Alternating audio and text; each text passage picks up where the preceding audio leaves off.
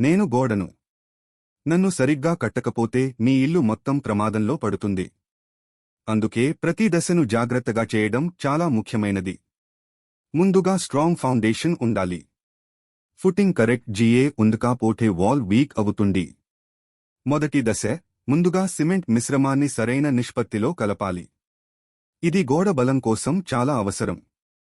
రెండవ దశ, ఇటుకలను సూటిగా, సమంగా అమర్చాలి. గోడ సరిగా ఉండటానికి ఇది ముఖ్యమైనది. మూడవ దశ, ప్రతి జాయింట్ ఒకే పరిమాణంలో ఉండేలా చూసుకోవాలి. అసమానంగా ఉంటే గోడ బలం తగ్గుతుంది. నాలుగవ దశ, ప్రతి లేయర్ తర్వాత లెవెల్ చెక్ చేయాలి. గోడ ఎక్కడైనా వంగకుండా సూటిగా ఉండాలి. ఐదవ దశ, గోడ మూలలు బలంగా ఉండేలా ప్రత్యేకంగా జాగ్రత్త తీసుకోవాలి.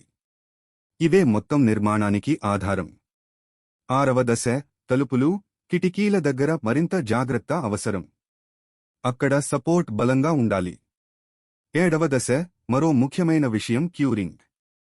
గోడ కట్టిన తర్వాత నీళ్లు పోసి సరిగ్గా మెయింటైన్ చేస్తే గోడ బలంగా తయారవుతుంది. ఈ అన్ని దశలను సరిగ్గా పాటిస్తే మీ గోడ బలంగా, సురక్షితంగా, ఎక్కువ కాలం నిలుస్తుంది. ఇంకా ఇలాంటి నిర్మాణ సూచనలు కోసం Nani Joseph civil works YouTube ఛానల్ను సబ్స్క్రైబ్ చేసి ఫాలో అవ్వండి.